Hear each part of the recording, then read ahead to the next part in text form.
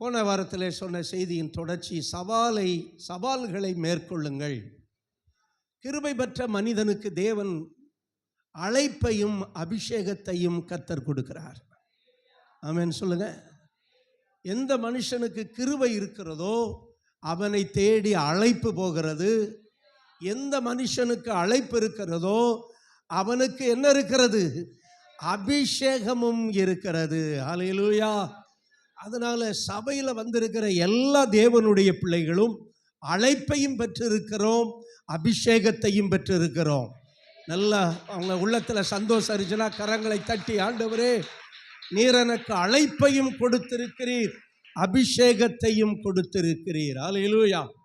கவனிங்க, இந்த அழைப்பும் அபிஷேகமும் ஏதோ சர்ச்சில் உட்காந்துட்டு போகிறதுக்கு இல்லை. நிறைய பேர் மிஸ் அண்டர்ஸ்டாண்டிங் பண்ணுறாங்க. அழைப்பும் அபிஷேகமும் இந்த உலகத்தில் கர்த்தர் எதுக்கு கொடுத்துருக்கிறார்னா, நான் ஏதோ சபையில் ஞாயிற்றுக்கிழமை மட்டும் உட்காந்துட்டு போகிறதுக்கு இல்லை, தேவன் என்னை அனுப்புவதற்கு. ஹல்லேலூயா. யாருக்கு தேவன் அழைப்பையும் அபிஷேகத்தையும் கொடுத்தாரோ அவங்கள சும்மா வச்சுக்கிட்டு இருக்க மாட்டாரு. அவங்கள அவர் காரியமாய் தேவன் அனுப்புவார். ஹல்லேலூயா. ஏன்னா நமக்கு எவ்வளோ காரியங்கள் இருக்கு. Every week, every month, every year நிறைய காரியங்கள் இருக்கிறது. ஆனால் அதே நேரத்தில் நம்மை ரட்சித்த தேவனுக்கும் நிறைய காரியங்கள் இருக்கிறது. ஹல்லேலூயா. இப்போ கவனிங்க, நம்ம தாவீதின் வாழ்க்கைக்கு போவோம். அடுத்த வாரத்தில் தாவீதினுடைய பின்னணியை குறித்து நாம் தியானிக்க போகிறோம். அது ரொம்ப ஒரு அவுட் ஆஃப் ஸ்டேஷனில் இருந்த மாதிரி இருக்கும். இன்றைக்கு தாவீதினுடைய அழைப்பிலே, அபிஷேகத்திலே அடுத்து வருகிறது அனுப்பப்படுதல்.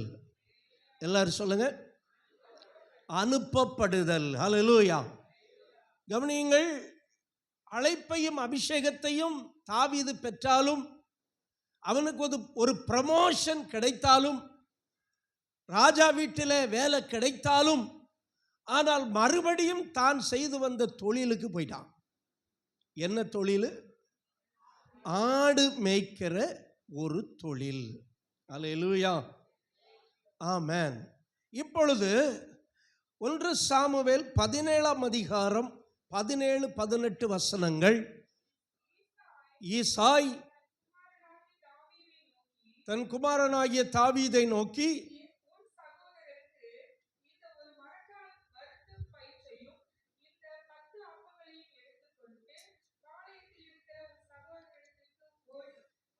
ஓட்டமாய் ஓடி. கவனிங்க, இப்பொழுது முதல்ல ஒரு அழைப்பு அபிஷேகத்திற்கு வந்தது. கவனிங்க, முதல்ல ஈசா ஒரு ஆள் அனுப்பி தாவீதை அழைக்கிறான். அப்ப தாவீது எங்க இருந்தான்? ஆடுகளை மேய்த்து கொண்டு இருந்தான். ஹல்லேலூயா. அந்த அழைப்பு அபிஷேகத்தை கொடுக்கிற அழைப்பு. First calling is anointing calling. அது அபிஷேகத்தின் அழைப்பு. அபிஷேகத்தின் அழைப்புக்கு அவர் அல்லேலூயா சொல்லுங்க. இரண்டாவது அழைப்பு அனுப்பப்படுகிற அழைப்பு. ஹல்லேலூயா. ஆமென். ஹல்லேலூயா. இரண்டாவது அழைப்பு என்ன அழைப்பு? அனுப்பப்படுதல். அபிஷேகித்தல், அனுப்பப்படுதல். இதுக்கு முன்னாடி என்ன இருக்கு? அழைத்தல், அபிஷேகித்தல், அனுப்பப்படுதல். கொஞ்சம் வாய் திறந்து எல்லாரும் சொல்லுங்க பார்ப்போம். நிறைய பேர் வாயை திறக்க இல்லை. வாயை திறந்தாதான் வாழ்க்கையில் முன்னேற்றம் வரும். வாயை திறந்து சொல்லுங்க. அழைப்பு, அபிஷேகம், அனுப்பப்படுதல். நீ ஓட்டமாய் ஓடி. சொல்லுங்க. ஹல்லேலூயா. முதல்ல தாவீதுக்கு கொடுத்த அழைப்பு, நீ சீக்கிரமாய் வா.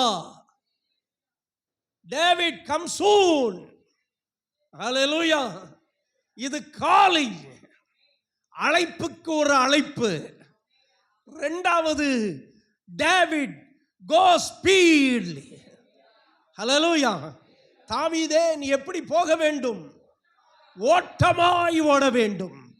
முதல்ல ஒரு அழைப்பு வருகிறது, இரண்டாவது அனுப்பப்படுதல் வருகிறது. நாட் ஒன்லி ஃபார் டேவிட், எல்லாருக்கும் இந்த அனுபவம் இருக்க வேண்டும். டேவிட்டுக்கு மட்டும் கிடையாது, எல்லா விசுவாசிகளுக்கும் அழைப்பும் இருக்க வேண்டும், அபிஷேகமும் இருக்க வேண்டும், அனுப்பப்படுதலும் இருக்க வேண்டும். இதுதான் நிறைவு. கவனியுங்கள், ஏசாயா ஒரு தரிசனத்தை பார்க்கும்போது 6ஆம் அதிகாரம் 8வது வசனத்தில் கர்த்தர் பேசுகிறார், பின்பு யாரை நான் அனுப்புவேன், யார் தமது காரியமாய் போவான். ஹல்லேலூயா. கர்த்தர் சொல்றாரு, யாரை நான் அனுப்புவேன். தேவனுக்கு எப்பவுமே அழைப்பு மட்டும் கொடுக்க மாட்டார்.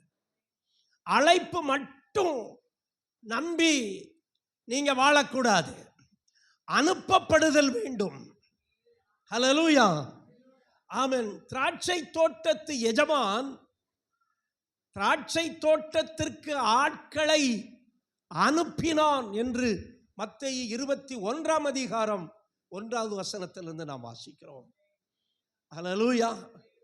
என் திராட்சை தோட்டத்திற்கு போங்கள். எல்லாரும் சொல்லுங்க, போங்கள், உங்களுக்கு நியாயமான கூலியை தருவேன். ஹல்லேலூயா.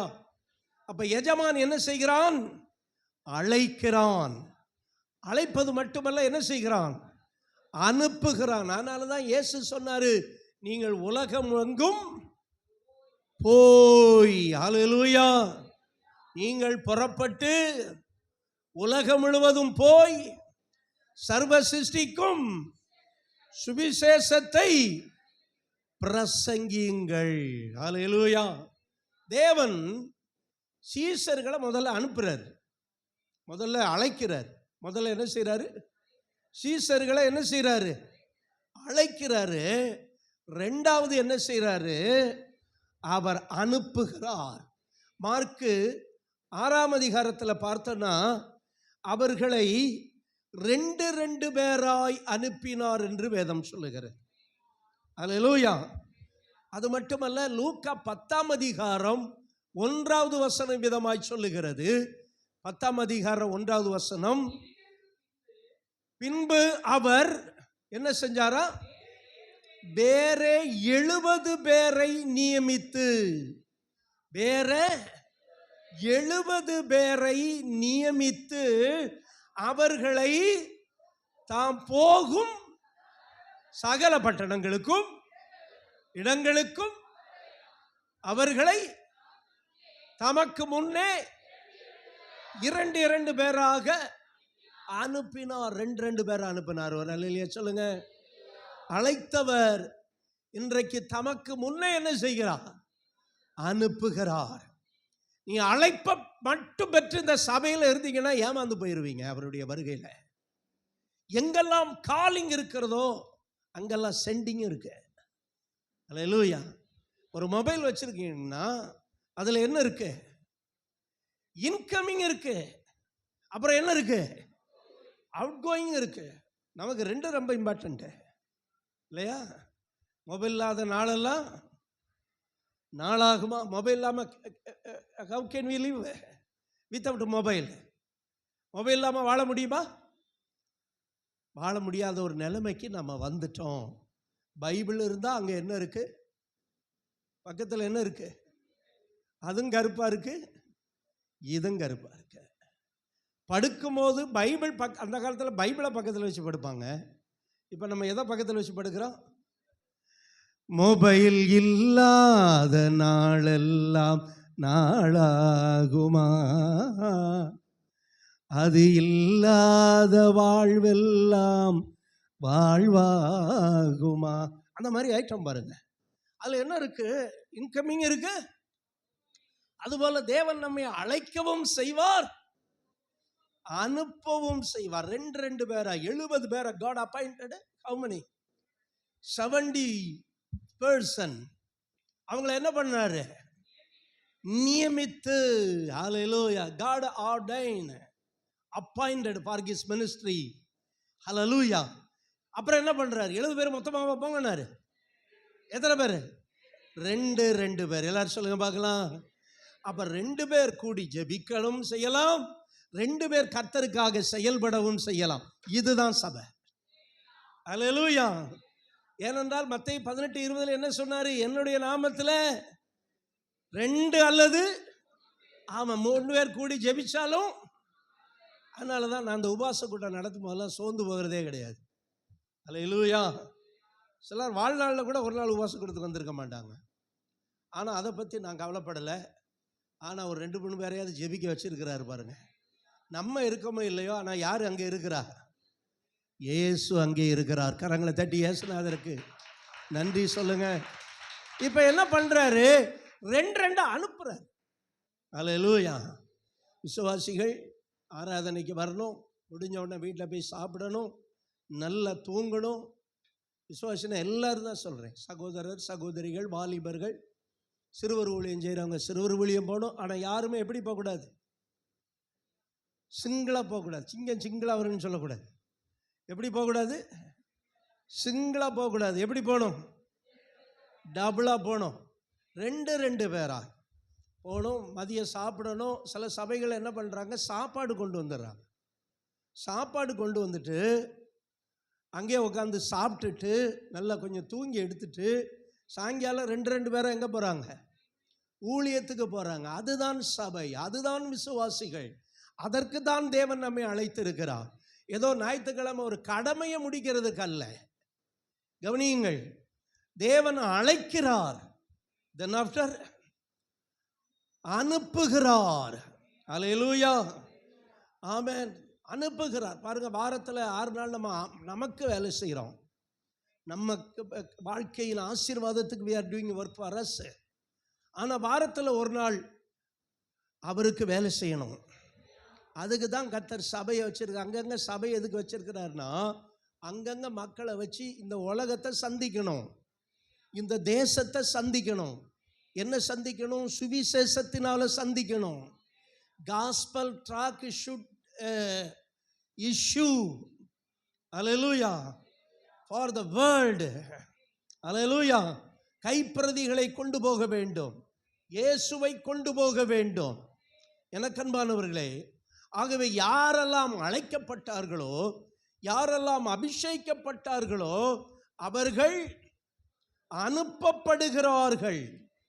ஹல்லேலூயா. பின்னும் 70 பேரை நியமித்து, கவனிங்க, தாம் போகும். ஆமா, கவனிங்க. இப்போ லிசன். இயேசு ஒரு வீட்டுக்கு போக விரும்புகிறார்.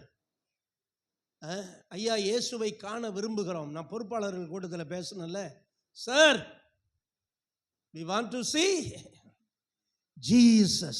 இப்போ இயேசு ஒரு வீட்டுக்குள்ளே போக விரும்புகிறாருன்னு வச்சுக்கோங்க. இயேசு வீட்டுக்குள்ளே போகிறதுக்கு முன்னாடி ஆண்டவர் நம்மளை போக சொல்லுவார். கவனிங்க.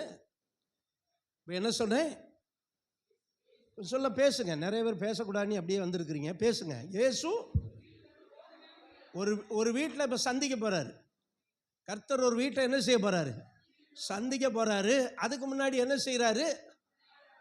2 பேரா என்ன செய்கிறாரு? நியமித்து என்ன செய்கிறார்? தாம் போகும் பட்டணத்திற்கு முன்னே அனுப்பினார். இப்ப பாருங்க, இப்ப என்னன்னா, இயேசு இன்னொரு பிராமிஸையும் கொடுத்துட்டாரு. என்னன்னா, உங்களை ஏற்றுக்கொள்ளுகிறவன். பாத்தீங்களா? அப்ப அவர் தான் நம்ம தான் அவர். Oh, what a great God. Hallelujah. Amen. Amen. Thank you. அருமையான தேவனுடைய பிள்ளைகளே, ஒரு வீட்டில் போனோன்னா உங்களை ஏற்றுக்கிட்டாங்கன்னா இயேசுவையே ஏற்றுக்கிட்டாங்கன்னு அர்த்தம். அல்லேலூயா. இல்லைங்க, அவங்களாம் நம்மளை ஏற்றுக்க மாட்டாங்க. நம்மளை போனோன்னா நம்மளை நாயை விட்டு கடிக்க விட்டுருவான். அதனால தான் சில வீட்டில் நாயே இல்லாட்டாலும் நாய்கள் ஜாக்கிரதைன்னு போட்டிருப்பாங்க. அந்த வீட்டில் என்ன இருக்காது? 4 கால் நாய் இருக்காது, வேணா 2 கால் நாய் வேணா இருக்கலாம். ஆனால் என்ன போட்டிருப்பானுங்க? நாய்கள் ஜாக்கிரதை. இப்படி சென்னை பெரிய சிட்டிலெல்லாம் எல்லா வீட்லையும் போட்டிருப்பாங்க. ஆனால் உண்மைதான், அவனுக்கு போடலன்ட்டு போயிடாதீங்க. அல்சேஷன் அவுத்து விட்டானா நம்ம தொலைஞ்சோம். அது நேர சங்க பிடிக்கும். எனக்கன்பானவர்களே, இயேசு நம்மளை அனுப்பும்போது நம்மளை ரெகக்னைஸ் பண்ணி அனுப்புகிறார். அல்லேலூயா. என்ன ரெகக்னைஸ் பண்ணுறாரு? எப்பா ஒன்றை ஏற்றுக்கிட்டானா என்ன ஏற்றுக்கிட்டான். அப்போ ஏற்றுக்கலைன்னா என்ன ஏற்றுக்கல. உங்களை ஏற்றுக்கொள்கிறவன், உங்களை ஏற்றுக்கொள்ளாதவன், அப்புறம் எதுக்கு நீ ஃபீல் பண்ணுற? ரொம்ப ஃபீலிங்கில் உட்காந்துருக்க. என்ன இப்படி பண்ணிட்டாங்க. இது ஒரு தடவை டிராக்டர் கொடுத்துக்கிட்டு இருந்தோம். அப்போ ஒருத்தர் டிராக்டர் பவ்யமாக வாங்கிட்டு 10 கழிச்சு மூஞ்சில் எரிஞ்சிட்டார். 10 கழிச்சு உடனே நம்ம ஃபீலிங்க என்ன பண்ணி டிராக்டர் என்ன பண்ணிட்டான், கிழிச்சிட்டானேன்னு. நம்ம அடிக்கிற டிராக்டர் ₹1 கூட கிடையாது, அது நல்லா தெரிஞ்சுக்கோங்க. ஆனால் அவன் போடுற விளம்பரம், நோட்டீஸ் போடுறான் பாருங்க, தங்க மயிலுக்கும் அதுக்கு இதுக்கும் விளம்பரம் நம்ம வீட்டில் எரிஞ்சிட்டு போகிறான் பாருங்க. அது எப்படியும் ஒன்றுக்கு ₹50 கூட இருக்கலாம், ₹100 கூட இருக்கலாம் இன்விடேஷனுக்கு. ஆனால் அவன் மேட்ரு வேற, நம்ம மேட்ரு வேற. நம்ம பேப்பரில் காஸ்ட் இல்லை, ஆனால் அந்த பேப்பரில் உள்ள இருக்கிற மேட்டரில் காஸ்ட் இருக்கு. கரங்களை தட்டி கத்துற மாதிரி. அல்லேலூயா, ஆமென். நாங்கள் ஒரு தடவை கைப்பிரதி கொடுத்துக்கிட்டு இருந்தோம் ஒரு வில்லேஜில். திடீர்னு வேற வந்து கையை பிடிச்சிட்டான். கையை பிடிச்சிட்டு விடவே மாட்டேங்கிறான். கையை பிடிச்சிட்டு யார் ஜான்சன் பால் கையை பிடிச்சிட்டான். உடனே நான் டீ கடையில் உட்காந்துருந்தேன், டீ கடை பெஞ்சில். இப்படி கையை பிடிச்சிட்டான்னு செய்தியை கேட்ட உடனே ஓடிட்டேன். உடனே ஓடி, கையை விடப்பா, நீ எதுக்கு இங்கே வந்து கைப்பிரதி கொடுக்குற? என்ன கொடுத்தோம்? ஒரு நோட்டீஸ் தானே கொடுத்தோம், உன்னை என்ன செஞ்சிச்சு? அதில் தானே மேட்ரே இருக்கு. நீ கொடுக்கறது நோட்டீஸ்ன்னு சொல்லலாம், ஆனால் அதில் என்ன இருக்கு? அதில் தானே பிரச்சனையே இருக்கு. கொடுக்காத. அருமையானவர்களே, இப்போ கவனிங்க. உங்களை ஏற்றுக்கொள்கிறவன் என்னை ஏற்றுக்கொள்ளுகிறான், உங்களை ஏற்றுக்கொள்ளாதவன். இதில் நம்ம ஃபீலிங் பண்ண ஒன்றுமே இல்லை. நம்மளை ஏற்றுக்கிட்டா இயேசு ஏற்றுக்கிறான், நம்மளை தள்ளிவிட்டா இயேசுவை தள்ளி விடுகிறான். ஆகவே இன்றைக்கு தேவன் என்ன செய்றார்? சபையை எதுக்கு உண்டாக்கினாருங்கிறத நல்லா தெரிஞ்சுக்கணும். சும்மா ஞாயிற்றுக்கிழமை வந்து உட்காந்துட்டு போகிறதுக்கு இல்லைங்க. சபைங்கிறது ஒர்க் ஷாப். இது சபை பணித்தளம். சபை என்னது? Mission field. Search is a mission field. இங்கே வந்து ஏதோ சேரில் உட்காந்து கீழே உட்காந்துட்டு போகிறவங்க இல்லை. இங்கே field work. Should to the field work. Hallelujah. அவங்க தான் உண்மையான விசுவாசிகள். ஃபீல்டு ஒர்க் பண்ணணும் நம்ம. அதுக்கு தான் கர்த்தர் என்ன செஞ்சிருக்கிறாரு? சபை வச்சிருக்கிறார். பாருங்க, இப்போ ஒரு அழைப்பு யாருக்கு போகுது? டேவிட்டுக்கு போகுது. டேவிட்டுக்கு என்னன்னா அனுப்புகிற அழைப்பு. தாவீதை நோக்கி ஈசா தாவீதை நோக்கி, உன் சகோதரனிடத்திலே நீர் எப்படி போக வேண்டும்? ஓட்டமா. எல்லாரும் சொல்லுங்க. ஆண்டவருடைய காரியம் மட்டும் எப்பவும் ஸ்பீடா இருக்கும், அதை மட்டும் தாமதமா செய்யக்கூடாது. ஹல்லேலூயா. ஆண்டவருடைய காரியத்தை லேட் பண்ணக்கூடாது. ஆமென். என்ன சொல்றான்? எப்படி போகணும்? ஓட்டமாய். ஹல்லேலூயா. அருமையானவர்களே, நமக்கு ஒரு ஓடுகிறதுக்கு ஒரு வயது இருக்கிறது, நடக்கிறதுக்கு ஒரு வயது இருக்கிறது, நடக்க முடியாமல் இருக்கிறதுக்கு ஒரு வயது இருக்கிறது. அதனால இப்ப என்ன பண்ணணும்? ஓடுகிற வயதுல நல்லா ஓடணும். ஹல்லேலூயா. அதான் சொல்லுவான், காற்று உள்ள போதே, ஆமென், பலன் இருக்கும் போதே சம்பாதித்துக்கொள். எறும்பு என்ன செய்கிறது? கோடை காலத்தில் என்ன செய்கிறது? ஆமா, அப்படி சேர்த்து வச்சுக்கணும். 40 வயசெல்லாம் தாண்டிடுச்சுன்னா தரிகணத்தோம், தாம் தீ தரிகணத்தோம். 40 வயசுக்குள்ள நீ செட்டில் ஆகணும். அல்லேலூயா. குறைஞ்சது ஒரு வீட்டு நிலமாவது உங்களுக்குள்ள இருக்கணும். நிறைய பேர் ஆமேன்னு சொல்லலை, அல்லேன்னு சொல்லலை.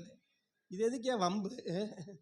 ஆமேன். நிலமாவது இருக்கணும். உள்ள நிலத்தையும் வித்து திங்கக்கூடாது.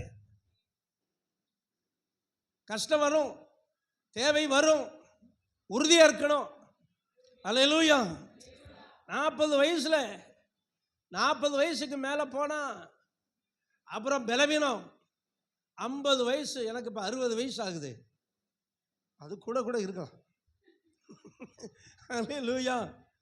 ஆமென். இப்போ என்னன்னா, என்ன மேலே இருந்து கீழே வர முடியாது, சில ஜெபத்துக்கு வர முடியலை பாருங்க. அந்த காலத்தில் சபையில் கிடப்பேன். எல்லாத்துக்கும் ஒரு காலம் இருக்கு. அல்லேலூயா. அப்போ இப்போ என்ன பண்ணணும்? ஓட்டமாய் ஓட வேண்டும். எல்லாரும் சொல்லுங்க. என்ன ஜெபம் வச்சாலும் வரணும். என்ன அந்த ஜெபம் வச்சிருக்காரு, என்ன இந்த ஜெபம் வச்சிருக்காரு, இப்படியே நீ சொல்லிக்கிட்டு இருந்தனா அப்படியே இருக்க வேண்டியதான். நாட்களை கர்த்தருக்கு என்ன செய்ய வேண்டும்? பயன்படுத்த வேண்டும், வேகமாய் ஓட வேண்டும். அல்லேலூயா, ஆமென். ஆசைகள் எப்படி ஓடுவானா? வெளிமான்களை போல ஓடுவானா. ஆசைகள் மாதிரி யாரும் என்ன செய்ய முடியாது, ஓட முடியாது. அந்த மாதிரி தேவனுடைய பிள்ளைகள் 7 நாளும் உங்க காரியத்தை பார்க்க கூடாது. எப்பவும் உங்க காரியத்தின் மேல உங்க மைண்டை வைக்க கூடாது. ஆண்டவர் அனுப்புகிற இடத்திற்கு நம்ம என்ன செய்ய வேண்டும்? ஓட்டமாய் ஓடணும். எல்லாரும் சொல்லுங்க பார்க்கலாம். ஓட்டமாய் ஓடுங்கள். அல்லேலூயா. அவர் எங்கெல்லாம் அனுப்புறாரோ அங்கெல்லாம் எப்படி ஓடுங்கள்? ஓட்டமாய் ஓடுங்கள். நல்லா கவனிங்க. இப்படி ஓட யார் ஓடுறாங்களோ அவங்களுக்கு சில சவால்கள் சந்திக்கப்படுகிறது. அல்லேலூயா. கவனிங்க, தாவீது இப்ப ஓட்டமா ஓடி எங்க ஓடுனா? ஆமென். எங்க ஓடுனான்னா அங்க யுத்தம் நடந்து கொண்டிருக்கிற இடத்துல. யுத்தத்துல தான் குறைஞ்சது 3 அண்ணன்மார் எங்க இருக்கிறாங்க? யுத்த களத்தில் இருக்கிறாங்க. இப்ப அங்க போய் அவன் ஓட்டமாய் ஓடி கொஞ்சம் பால் கட்டிகளையும் கொஞ்சம் பயிரையும் கொண்டு என்ன செய்யறான்? ஆமா, ஓட்டமாய் ஓடுங்க. நல்லா கவனிங்க. கர்த்தருக்காக நீங்கள் ஓடும்போது you will hear some challenges word. Hallelujah. நீங்கள் சில சவாலான வார்த்தைகளை கேட்பீர்கள். ஒரு ஆமெனும் இல்லை, ஒரு அல்லேலூயாவும் இல்லை. இந்த சவாலே வேணாம் ஐயா, சவாலே சமாளினி அந்த காலத்தில் ஒரு படம் இருக்கு, அதே போதும் அப்படிங்கிறீங்க. கர்த்தருக்காக நீங்கள் ஓடும்போது நீங்கள் சில சவால்களை எதிர்கொள்ள வேண்டும். என்ன நடக்கு பாருங்க. இவன் ஓடி போன போது 1 சாமுவேல் 17ஆம் அதிகாரம் 8வது வசனத்துல இந்த கோலியாத்து என்ன செய்றான்? இஸ்ரவேலின் சேனைகளை பார்த்து அவன் சத்தமிட்டு என்ன சொல்றான்?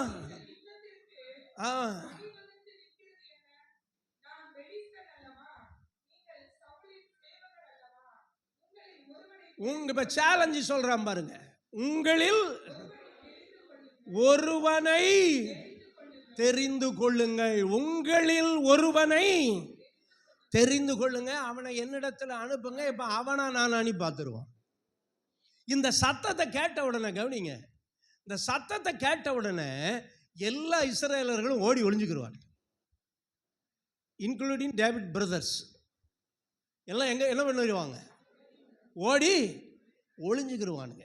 ஏன் ஒளிஞ்சுக்கிடுவாங்க தெரியுமா? இவனுக்கு அழைப்பும் இல்லை. சொல்லுங்க வாய் திறந்து. அபிஷேகமும் இல்லை. எவனுக்கு அழைப்பும் இல்லை, அபிஷேகம் இல்லையோ அவங்க சில சேலஞ்சை ஏத்துக்க மாட்டாங்க, சில அனௌன்ஸ்மெண்ட்டுக்கு கீழ்ப்படிய மாட்டாங்க. கவனிங்க, நான் வேத வசனத்தை தான் பேசுறேன். இந்த சத்தத்தை கேட்ட உடனே எல்லாரும் எங்க போயிட்டாங்க?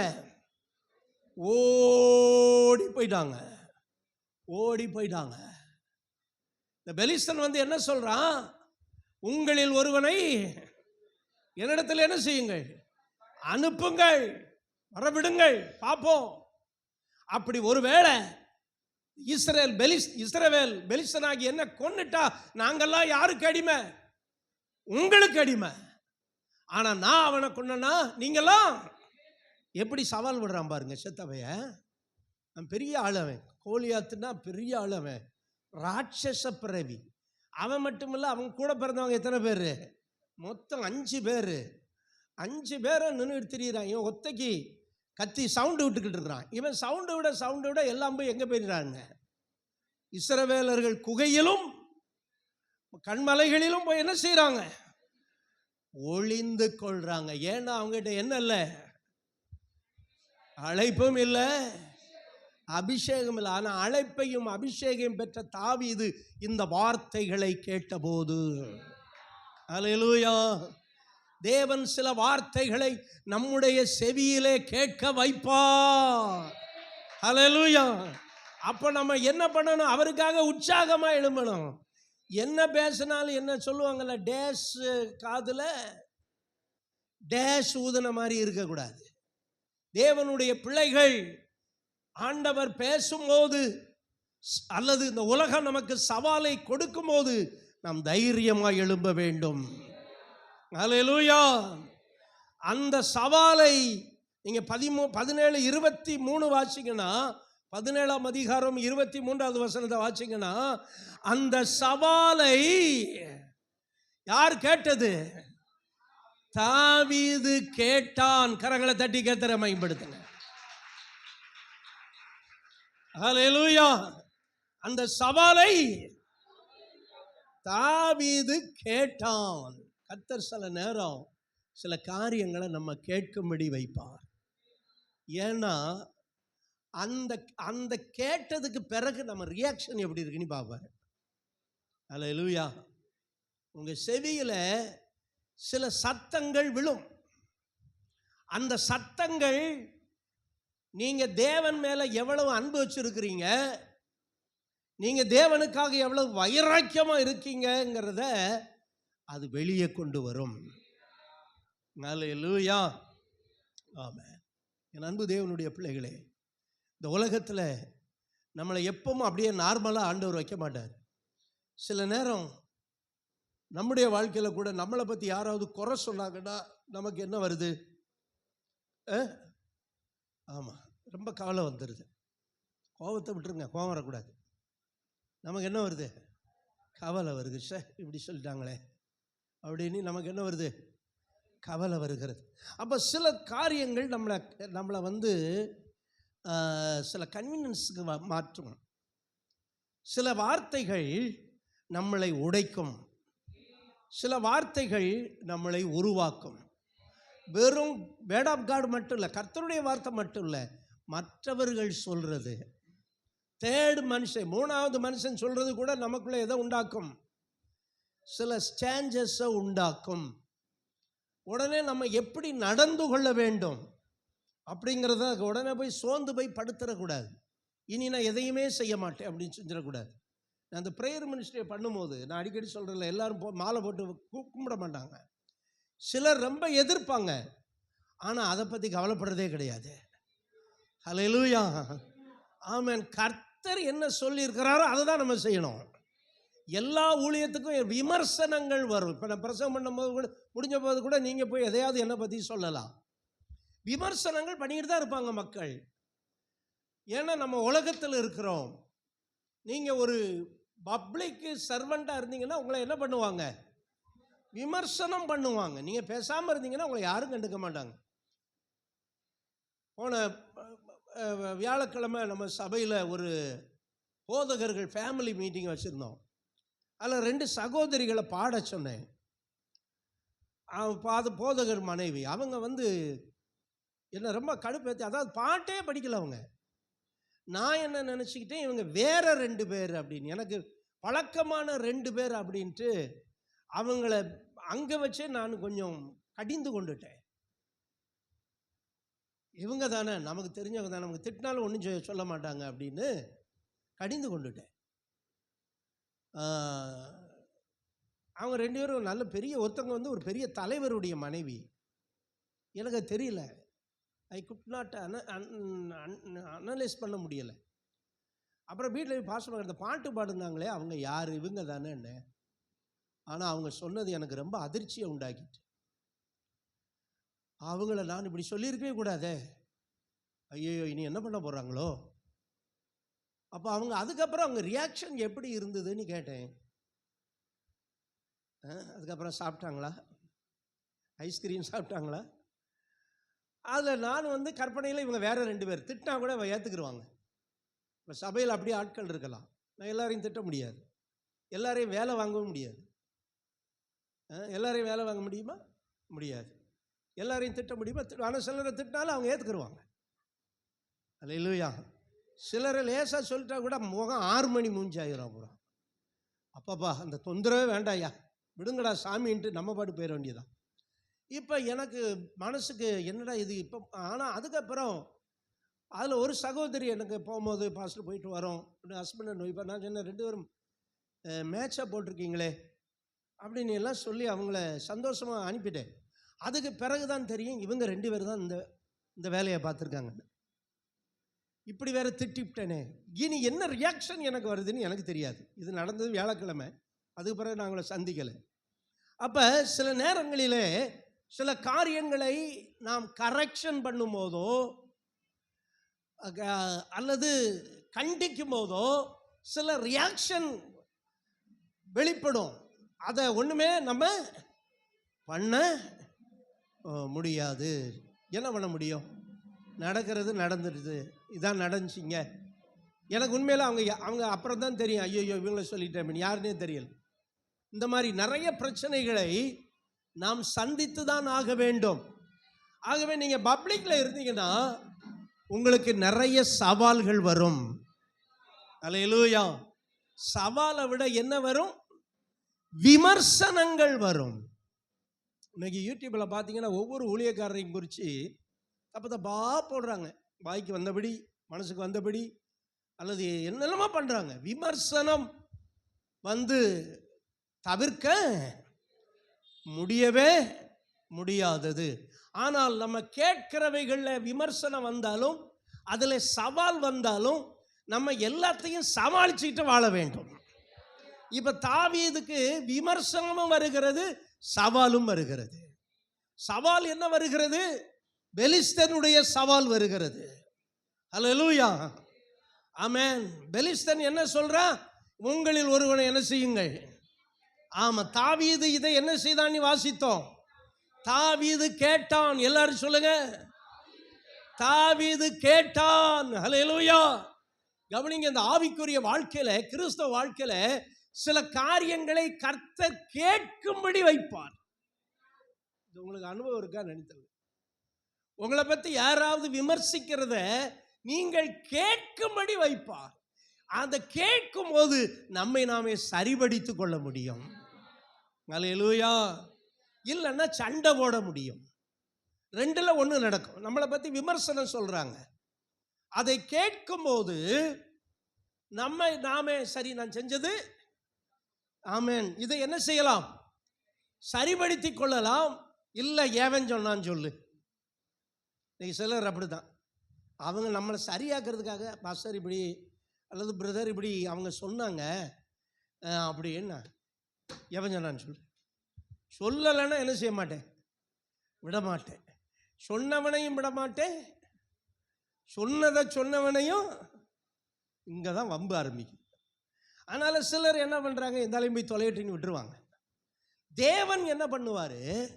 நம்மளை சரிப்படுத்துறதுக்காக யார் மூலமாவது பேசுவார். ஒரு அலையிலேயே சொல்லுங்க. விளையாம சரிப்படுத்துறதுக்கு கர்த்தர் எப்படி எதில் பேசினார்? கழுத வாயை திறந்தார். கழுத, ஹாய் மாஸ்டர், என்னைக்காவது நான் உங்களுக்கு இப்படி பண்ணியிருக்கேனா? என்ன இந்த அடி அடிச்சு நான் அடியா அடிக்கிறிய? கழுதையின் வாயை என்ன செய்தார்? திறந்தார். அப்ப எப்படியாவது நம்ம என்ன ஆகணும்னு அவர் விரும்புறாரு. சிலர் கர்த்தர் பேசினா கேட்க மாட்டாங்க, அதனால மனுஷர்களை பேசும்படி எழுப்பி விட்டுருவார். அப்புறம் எழுப்பி விட்ட உடனே ஐயோ உட்காந்து இப்படி சொல்லிட்டாங்களே அப்படின்னு. அருமையானவர்களே, சவாலையும் கேட்க வேண்டியவர்கள், விமர்சனங்களையும் கேட்க வேண்டியவர்கள். அல்லேலூயா. இப்ப சவாலை தாவீது கேட்ட உடனே அவனுக்குள்ள அடி சர்ன்னு ஏறுது. ஆனா அதே நேரத்தில் விமர்சனங்களை கேட்டான். நான் அடுத்த வாரம் கொடுக்குற செய்தி வெரி இம்பார்ட்டன்ட் மெசேஜ், யாரும் ஆப்சென்ட் ஆயிடாதீங்க. கவனிங்க, இந்த விமர்சனம் யார் மூலம் வந்தது? his own brothers. அவங்க என்ன சொன்னாங்க தெரியுமா? தாவீதை பார்த்து, நீ எதுக்குடா இங்க வந்தாங்க?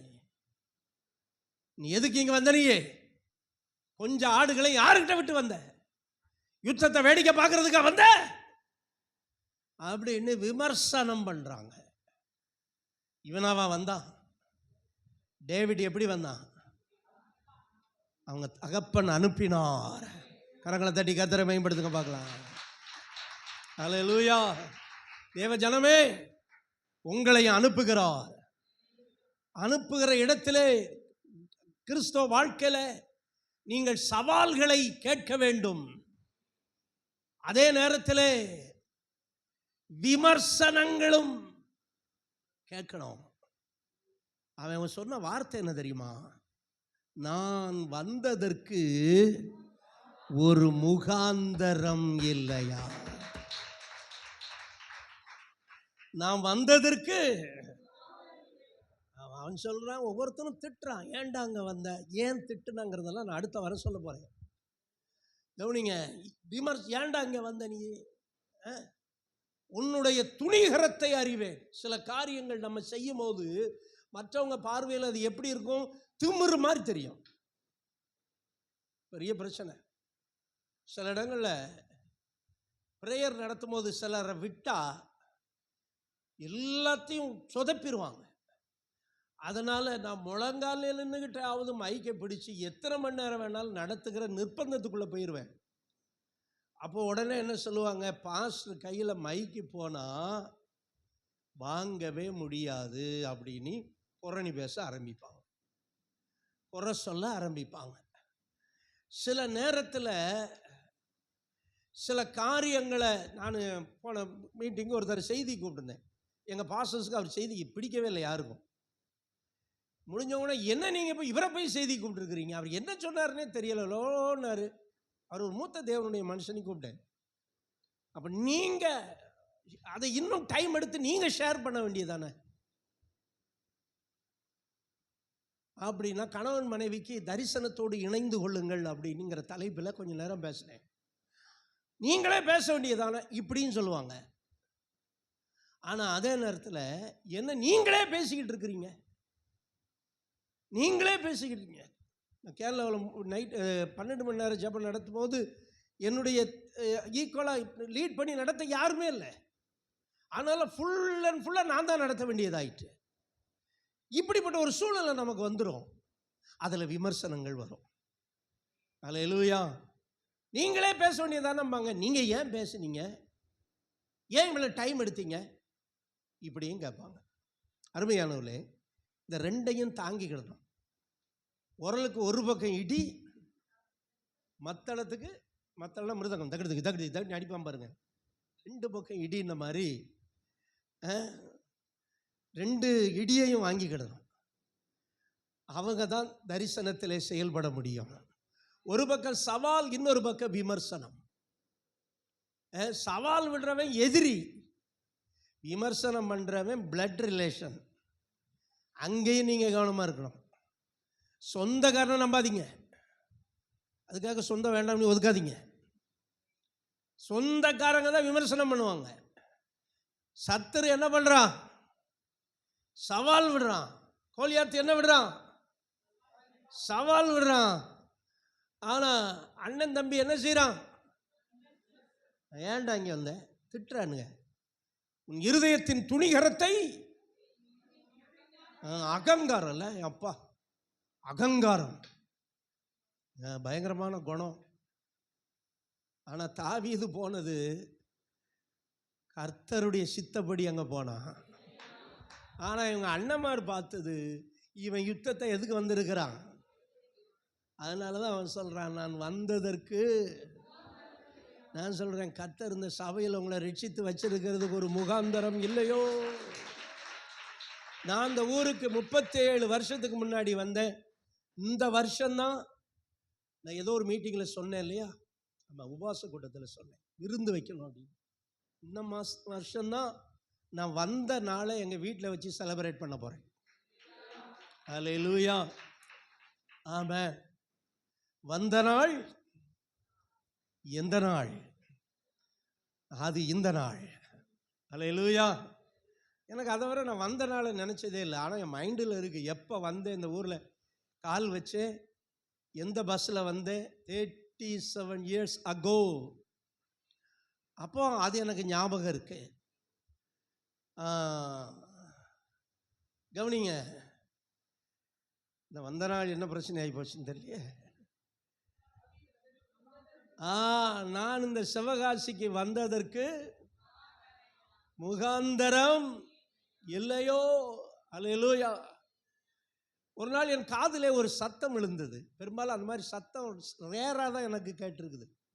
ஒரு நாள் எங்கள் வீட்டில் வீடை கட்டிட்டு இன்கம்ப்ளீட்டாக இருந்தபோது குடும்ப ஜெபம் பண்ண பாயை விரிக்கும் போது என் காதில் ஒரு சத்தம் கேட்டது, யாக்கோபே உன் கூடாரங்களும் இஸ்ரவேலே உன் வாசஸ்தலங்களும் எவ்வளவு அழகானவை. நான் சொன்னேன், ஆண்டவரே இந்த வீடு அழகாவா இருக்கு, வெளியே பார்த்தா பூசாம 5 வருஷம் போட்டு பூசாம அசிங்கமாக இருக்கு, நீங்கள் அழகாக இருக்குங்கிறீங்க. அதில் கொஞ்சம் கான்வர்சேஷன் நடந்தது, அது வேறு. ஒரு நாள் என் காதில் எழுப்புதலின் ஏக்கம் அப்படின்னு ஒரு சத்தம் விழுந்தது. அல்லேலூயா. த லாங்கிங் ஃபார் ரிவைவல் அப்படிங்கிற ஒரு வேர்டு, அதில் தான் இந்த ஊழியம் இன்றைக்கு வர போய்கொண்டிருக்கிறது. எத்தனை பேர் விமர்சித்தாலும், எத்தனை பேர் அதை குறித்து நாங்கள் அதுக்கெல்லாம் சப்போர்ட் பண்ண மாட்டோம்னாலும், எந்த பாஸ்டர்ஸும் ஒத்துழைக்காட்டாலும், என்னுடைய காதிலே விழுந்த சத்தம்,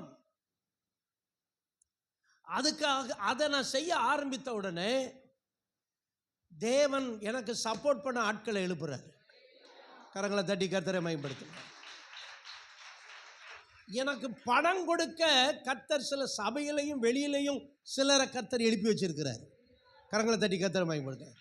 எப்பமெல்லாம் கர்த்தர் நமக்கு ஒரு திட்டத்தை கொடுக்கிறாரோ அப்பமெல்லாம் அதை நிறைவேற்றுவதற்கு ஆட்களை எழுப்புவான்.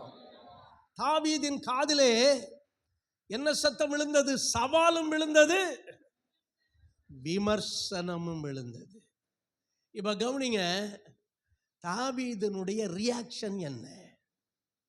நம்மளை 4 பேர் திட்டும் போது நம்முடைய ரியாக்ஷன் என்ன? நம்மளை குறித்து பக்கம் பக்கமா ஒரு நல்ல ஒரு ஜெபிக்கிற ஒரு ஊழியர் இருக்கிறார், எல் ஜோசப். அப்படி முழங்கால் யுத்தம், அவர் சில காலண்டர் கூட நம்ம கொடுப்பாரு, உங்களுக்கு கொடுத்துருக்கு. அவரை குறித்து யூடியூப்பில் 4 பேர் தேவையில்லாததெல்லாம் பரப்புனாங்க. மோகன்சி லாசர்ஸை குறித்து பரப்பிக்கிட்டு இருக்கிறாங்க. அந்த நிறைய பேர் இந்துக்கள் எல்லாம் கமெண்ட்ஸ் போடுறாங்க. இப்படியெல்லாம் இருக்கும்போது நம்முடைய ரியாக்ஷன் என்ன? சில நேரங்களிலே நீங்கள் போன உடனே உங்களுக்கு மாலை போட மாட்டாங்க, ஏற்றுக்க மாட்டாங்க, எதிர்த்து நிற்பாங்க.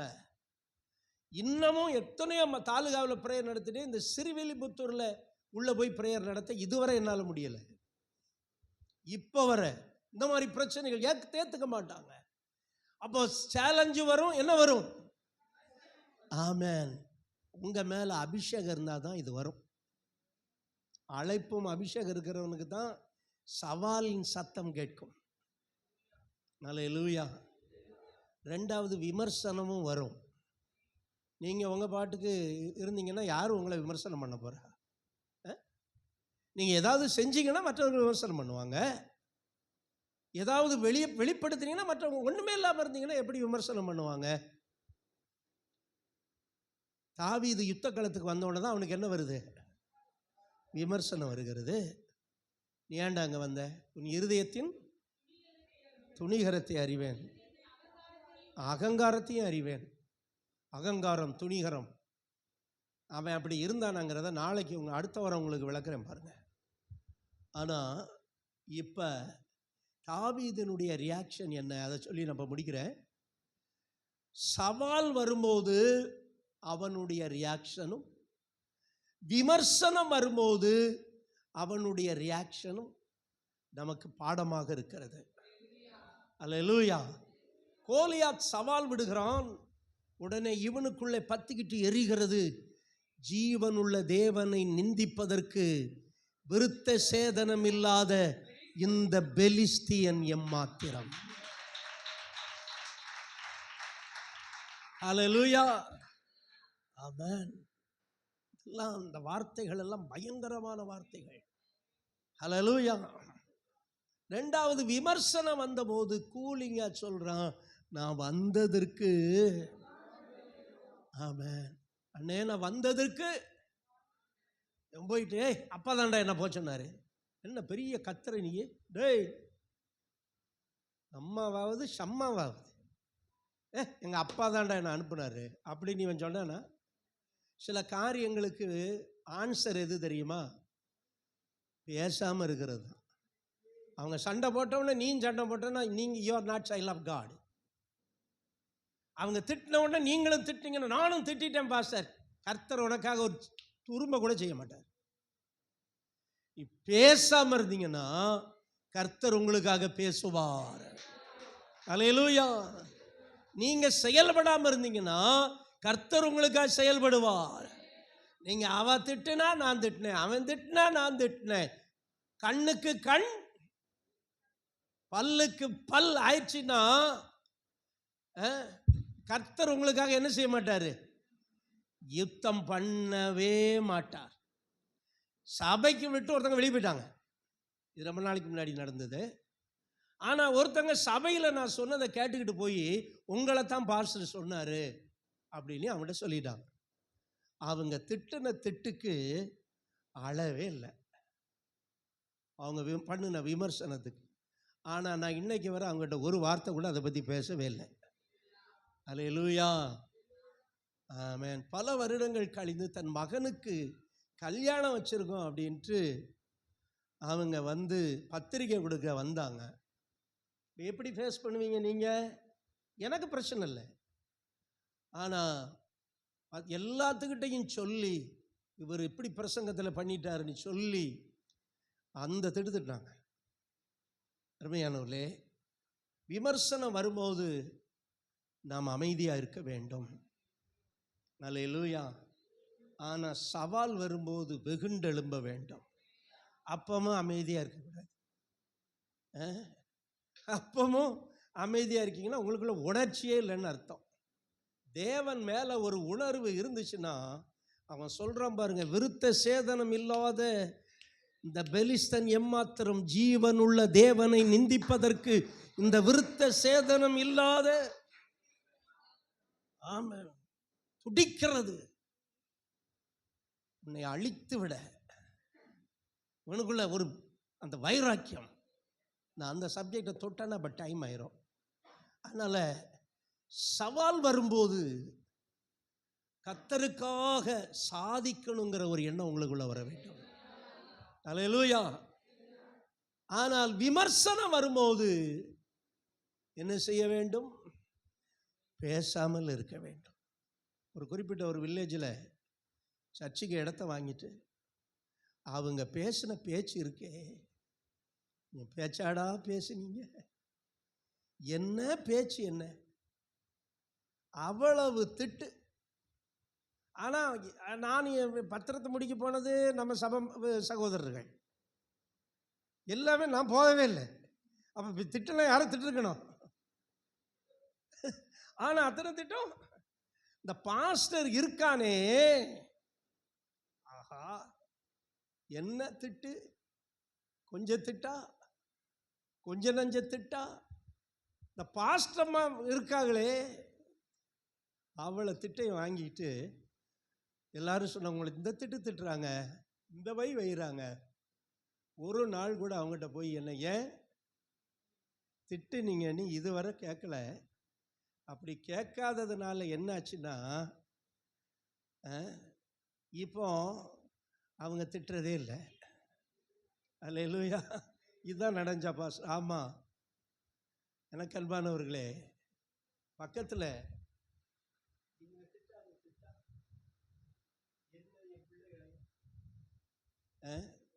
ஆனால் ஒரு நாள் கூட சண்டைக்கு போனது.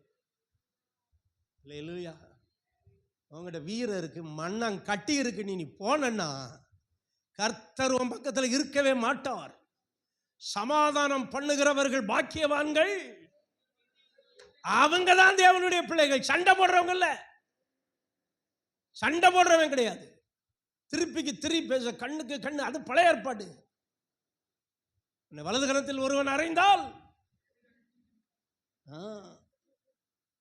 எனக்கு அன்பானவர்களே, பேச முடியாதுங்கிறதுனால இல்லை, எல்லாத்துக்கும் பேசுறதுக்கு ஒரு புழு கூட தன்னை அடிக்க வருவன என்ன செய்யும்? எதிர்த்து தாக்குறதுக்கு முயற்சி பண்ணும். ஆனால் நானும் ஒரு புழுன்னு தாவீது சொன்ன மாதிரி நான் மனுஷனே அல்லன்ட்டா. ஏன் அப்படி சொன்னான் அடுத்த வாரம் உங்களுக்கு சொல்கிறேன். அப்போ அமைதியாக இருந்தால் எல்லாத்தையும் உங்கள் பக்கமாக திருப்பிக்கிடலாம். அல்லேலூயா சொல்லுங்க பார்க்கலாம். இப்போ நான் முடிக்கிறேன். ஆகவே அழைப்பும் அபிஷேகமும் இருக்கும்போது உங்களுக்குள்ளே சவாலும் வரும், விமர்சனமும் வரும். அல்லேலூயா. அவன் அப்படி சொல்லிட்டான், இவனை இப்படி சொல்லிட்டா, இந்த குடும்பத்தில் அப்படி சொல்லிட்டாங்க, இப்படி சொல்லிட்டாங்க, உங்களை மதிக்க மாட்டாங்க, என்னை மதிக்கலை. என்னையும் எங்கள் வீட்டுக்காரங்க நிறைய பேர் மதிக்கிறதே கிடையாது. பக்கத்தில் வந்துட்டு எங்கள் வீட்டுக்கு வரமாட்டாங்க. நான் ஒரு நாள் அதை பெருசுபடுத்தினதே கிடையாது. எங்கள் சொந்த பந்தங்கள்லாம் பக்கத்தில் வருவாங்க, ஆனால் என் வீட்டுக்கு வரமாட்டாங்க. என்னாங்க அதை பற்றி கவலைப்பட்டதே கிடையாது. ஐயோ அவங்க அப்படி. நம்ம கர்த்தருக்காக கர்த்தர் எல்லாம் பார்த்துக்குவார். எல்லாம் சொல்லுங்க பார்க்கலாம். அதனால் அழைப்பும் அபிஷேகம் எங்கே இருக்கோ அங்கே சவாலும் இருக்கும், விமர்சனமும் இருக்கும். அழாதீங்க, ஸ்தோத்திரம் பண்ணுங்க. அல்லேலூயா, தோத்திரம் தோத்திரம் இயேசுநாதா அப்படின்னு ஸ்தோத்திரம் பண்ணுங்க. அல்லேலூயா. அதான் ஆண்டவர் வெள்ளிக்கிழமை டிஸ்கஸ் பண்ணோம் ஃபாஸ்டிங் ப்ரேயரில். இந்த ஸ்பிரிச்சுவல் ஃபீஸ்ட் எல்லா வீட்லேயும் இருக்கணும். எல்லா வீட்லேயும் ஆவிக்குரிய விருந்து வைக்க வேண்டும் என்று ஆண்டவர் உணர்த்துகிறார் மறுபடியும். அதனால் யார் என்ன சொல்கிறான், அவன் என்ன சொல்கிறான், இவன் என்ன சொல்கிறாங்கலாம் பார்த்துக்கிட்டு இருந்தீங்கன்னா நம்ம ஓட்டத்தை வெற்றியாய் ஓட முடியாது. அழைத்தவர் நம்மை நடத்துவார். அல்லேலூயா. அதனால் முடிக்கிறேன். அழைப்பும் அபிஷேகம் எங்கே இருக்கோ அங்கே என்ன இருக்கும்? ஒழுங்கா சொல்லுங்க.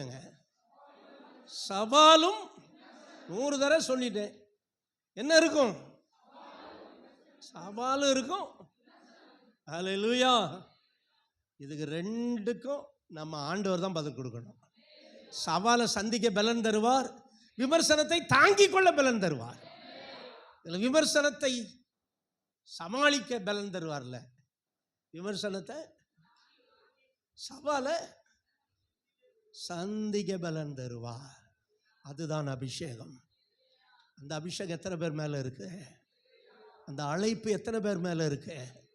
உங்கள் மேலே அழைப்பும் அபிஷேகமும் இருந்தால் நீங்கள் என்ன காரியத்தை சந்திப்பீங்க? சவாலை சந்திப்பீங்க, விமர்சனத்தையும் சந்திப்பீங்க. ஆனால் அந்த ரெண்டுலையும் கர்த்தர் உங்க கூட இருப்பார். ஆமென், ஹல்லேலூயா. இந்த ரெண்டு காரியத்திலையும் கர்த்தாவு நீங்களோடு கூட இருக்கும். അതുകൊണ്ട് പേടിക്കണ്ട, വിസാരപ്പെടണ്ട, പ്രാർത്ഥിക്കാം. നമുക്ക് എല്ലാവർക്കും മുട്ടുകുത്തി പ്രാർത്ഥിക്കാം. Hallelujah, hallelujah. உமக்கு நன்றி, நன்றி. நல்ல கரங்களை தட்டி, என்னை அழைத்தவர் நீர். சவாலும் ஹல்லேலூயா, ஆமென், விமர்சனத்தையும் தாங்க பலன் தாங்கப்பா. ஹல்லேலூயா. எத்தனை பேர் விசுவாசிக்கிறீங்க? விசுவாசிக்கிறவங்க கரங்களை தட்டி கர்த்தரை மகிமைப்படுத்துங்க.